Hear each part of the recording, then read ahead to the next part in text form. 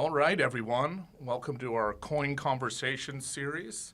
Todd Unger here with Ben Rivera, CEO of Leatherman. Ben, thanks for being here. Yeah, thank you for having me, Todd.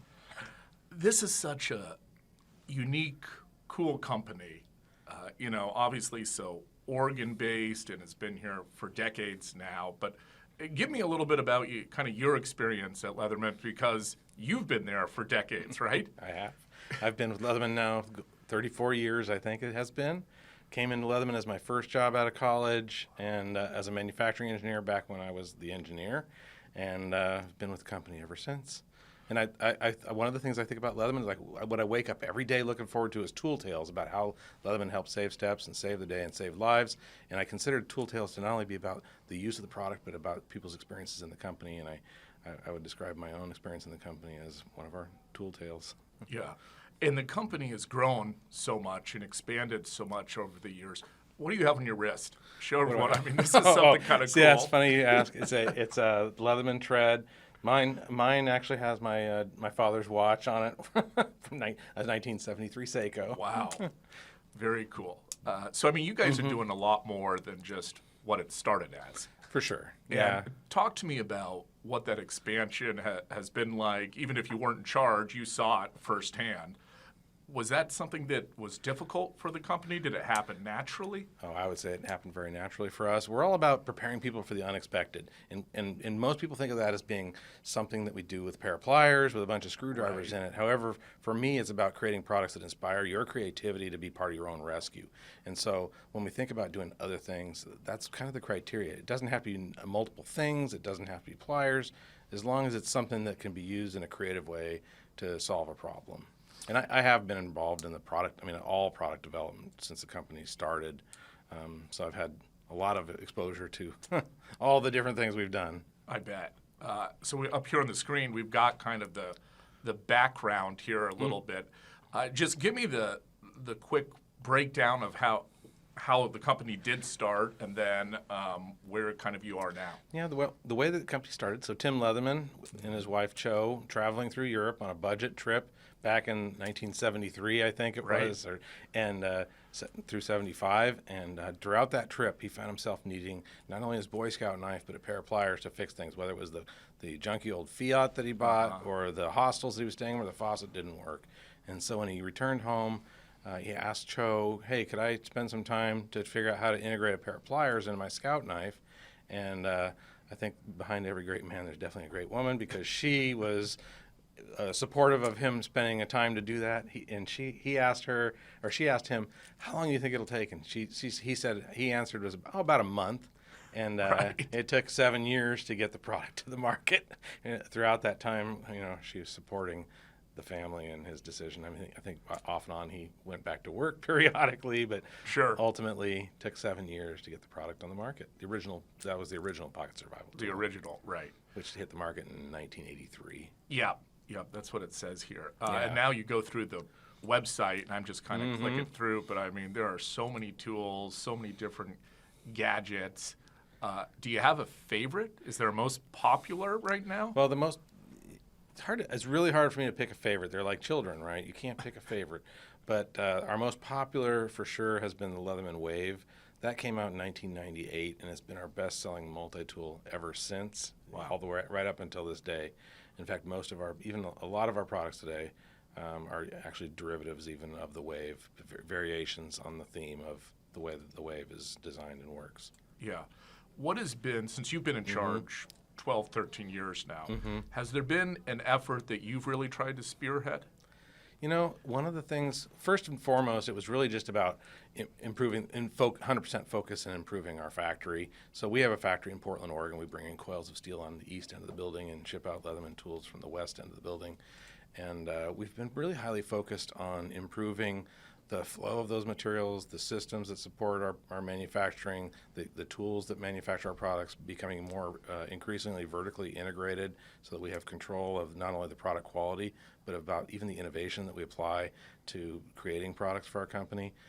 My dream throughout this time, and it feels like it's continuously like just a little bit ahead of me, is like becoming more, creating products and expanding our brand to mean more to more people, including women and youths and people who live in cities. We're very highly sought after by people who are soldiers and who love going in the outdoors and do I call it actual work for a living.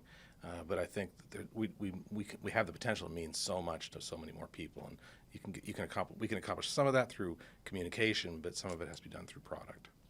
You talked about the facility here in Portland. You've got about 600. We have 600 employees in Portland. Wow. Yeah, of which the majority of those are manufacturing products. So yeah, we bring in coils of steel, and our steel comes from Ohio, goes on a coil on a reel, goes through a press, and gets stamped into some shape, moves on to a machining, moves on to heat treating, moves on to grinding and polishing and assembly. Wow. 600 in this day and age for Oregon's a pretty major operation. Yeah, we're pretty proud of that. I think when I've been working with Tim Leatherman essentially my whole life almost. It feels like one of the things he's definitely most proud of is all the jobs that we've created through making these tools, and we're highly committed to Portland, Oregon. Actually, haven't been the place that we both grew up, Tim and myself, actually, and giving back to the support in the community that's been so good to us. As you've looked at, Portland specifically, but also the state, kind of just the business climate, no question, not a lot of argument that it's suffered in some regards. Is it more challenging now than it used to be? More challenging than it used to be? I think it's definitely challenging, more challenging than it used to be. Or just different? In some ways, it's more challenging. Like as I mentioned earlier, we use steel that's made in USA. Right. That's becoming increasingly challenging. That's not a Portland issue so much, but that's becoming an increasingly challenging issue. One of the things, Portland's an expensive place to run a company, for sure, and we export our product to 80 countries around the world, and all the states, of course, in the United States. So we're not competing in a local market; we're competing in a global market. And whether it's being made in Portland, Oregon, or in the United States, it's definitely a challenge to be able to do that. However, I find a lot of motivation in that. Leatherman's all about innovation, not only product innovation, but manufacturing and business innovation. And operating from Portland, Oregon, forces us to be better at that than we would be without that challenge nipping us in the heels every single day. Leatherman is unique, at least compared to a lot of companies these days, in the sense that you're not public, you don't have a board. You guys are making the decisions, and I got to imagine not having that outside influence, if you will, allows you to make decisions quicker. Is that fair to say? I think it is fair to say. One of the things I love about working at Leatherman, and what makes us different and capable of doing things maybe different than other companies, is we don't have investors, we don't have lenders. It's really between me and Tim Leatherman for a long time, and now his son Lee Leatherman is starting to take some ownership not only in the business but in the direction of the company, and it makes the conversations are real. We're not thinking about what's going to happen in a quarter. Tim has I would describe him as having an infinite mindset. He's thinking about what's going to happen in 20 years and 40 years, and are we positioned for that? Not are we positioned for this quarter or this year? Right. We were talking about this earlier. I got to imagine you have banks, private equity groups trying to call you guys all the time. It's a flood, for sure. Occasionally, as a CEO, I feel like I have some. I know I have a lot of friends that are CEOs, and they have some. Typically have some fiduciary responsibility to report to shareholders when you get an offer, or if somebody expresses interest. However, in our case, periodically, I will share that I've got I got 20 phone calls this last month, or whatever happened might be. But those conversations end very quickly. Thanks for letting us know. Not for sale. Yeah.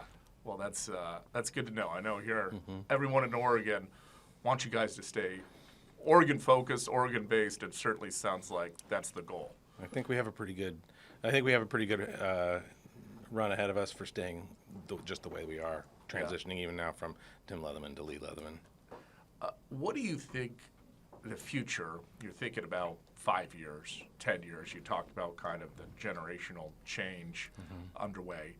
What does that look like? You mentioned maybe appealing to people who traditionally might not have been your customer base. Is that still the biggest priority? I think, it is for me. I think, our consumers have probably been maybe not aging as fast as we have been in the market, but they're, the people who value pliers and screwdrivers and so on have aged a little bit, and so we're looking for.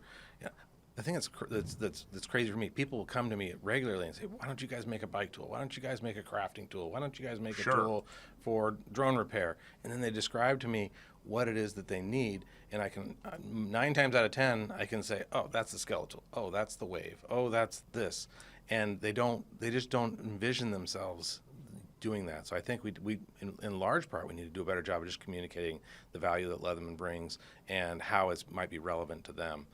In addition, we are working on products that are really truly designed for some of those groups that I described. Yeah.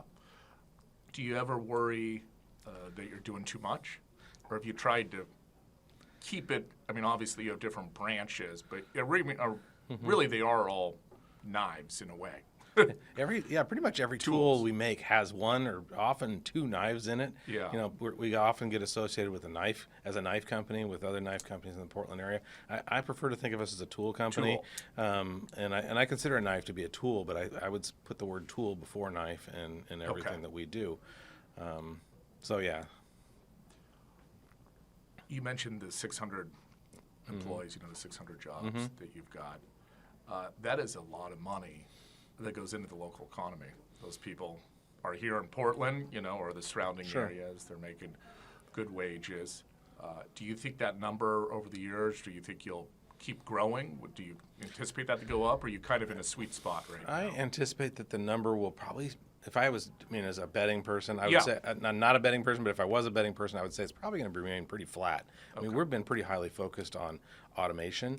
You asked earlier, like, what are the challenges maybe in Portland? One of them is just finding people with mechanical aptitude or interest and experience in working around machines. I think if you were to go back in a time machine 30 years ago, we would take it for granted that people knew not to put a machine, not to touch a grinding belt or some of the things that seem obvious 30 years ago are less obvious. I mean, people just have a different expectation for what a machine does or how it does it. And so we've been investing a lot in automating our processes and improving quality and in eliminating, creating, bringing in equipment that allows people to use robots instead of be robots.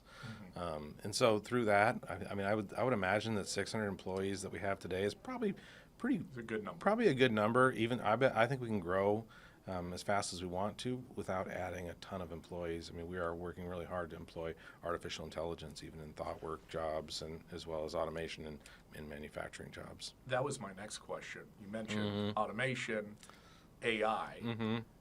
There's got to be a role for some type of AI, if not today, down the line.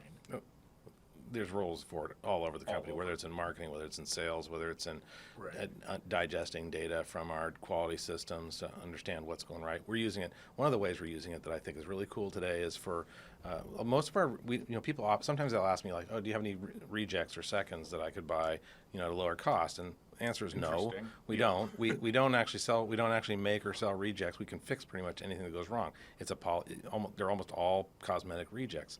Well, today we're starting to use artificial intelligence to with imaging to look at the products and identify problems so that people aren't doing it. So the artificial intelligence can look at either products or components of products and sort good from bad, and even help us understand. It becomes really difficult. Like the first time you look at them, it's really difficult to see a defect, but after you've been doing it all day or all month or all year, you become just such an expert at identifying a flaw that the level of quality keeps getting high. The bar gets higher and higher and higher. And I think having an AI employee do an inspection would maybe help get it at the right level instead of too low or too high. Yeah, absolutely. It's AI is one of those things that I think is so interesting. And when you have facilities and machinery, there's just going to be, no matter what industry you're in, I think a lot of opportunity over the coming years for people. And in journalism, news, there will be. Maybe that's not what I want to hear, but it's the truth. We're going to be able to just scan you, put you on TV. You won't even have to be there. Exactly. Yeah. Is there anything about Leatherman that you think people have a misperception about? people have a misperception about. I think the most frustrating perception that I feel like people have about us is that we're a plier company or that we're a multi-purpose tool company. Our purpose, our core purpose, is empowering people to help themselves and help others. It's not about making multi-purpose tools. It's about providing the way that we allow people, facilitate people, inspiring their creativity to help themselves and help others is predominantly through tools. We're most famous for that. We also make folding shears for Army medics. We also make folding knives. We also make little keychain scissors. I aspire to make a lot more things that can help us achieve help us deliver on our purpose. Do you have any idea how many products you have right now? We have about, last time I counted, it's hard to count because there's so many different permutations and combinations, but there's probably about 15 product families that we make, and within each of those families there's going to be multiple variations on the product, on the theme of the product, depending on sometimes as simple as color, but other times, feature sets are adjusted as well. Right. And when you get the idea to, I guess, come up with a new one, or you want to try something different, what is that process like? Is it you in a room tinkering? Is it 20 people in a room tinkering? How does that happen? The process is pretty similar to a lot of other companies. I mean, we start with gathering consumer insights. Okay, we want to sell something to youths, a younger audience. Maybe they're still a hunter or a fisherman or a carpenter, but maybe they're younger than our core audience. And so we'll start by maybe they're a soldier. We'll start by going to their workplace or where they are and doing observations of what's their life like, what is their other gear like, what is their truck like, or their car, or their home, wherever we think the product might be used, and we look to gather insights, and so that's done through product management, and some of the engineering team will go and do that, and they'll gather those insights and try to come up with a product idea.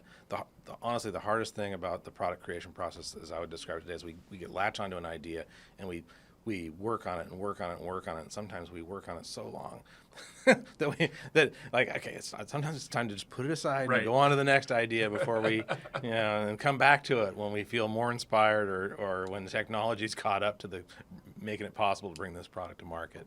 Absolutely. Yeah. Ben, just got a couple minutes here, Brent. Do you have any final thoughts? Is there anything you want to say about Leatherman? I mean, for you, it's been a huge part of your life, hasn't it? It's definitely a huge part of my life. It's something it's become part of my identity. Whether that's good or bad, I don't know, but it definitely has. Yeah.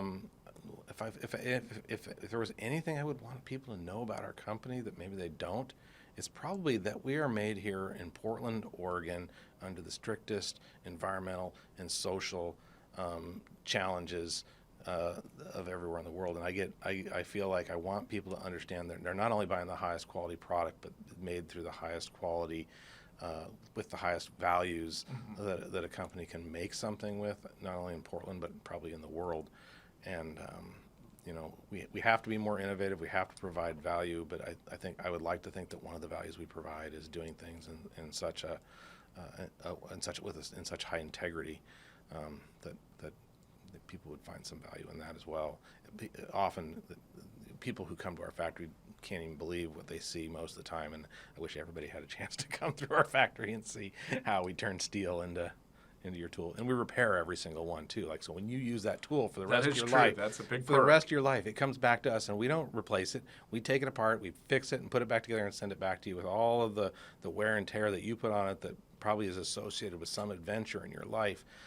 It's a memory. It's a memory. The tools are loaded with memories, and we return them repaired forever. Whether it's 25 years or 40 years, they all get the same repair service. Even if you shot it with a gun or left it on a train track or dropped it in the lake. I mean, sometimes people are afraid that their warranty their claim will be denied because it wasn't a defect in materials or workmanship. But I'm willing to trade the warranty service for the story that went with it, because that helps inform the product to be better for the future.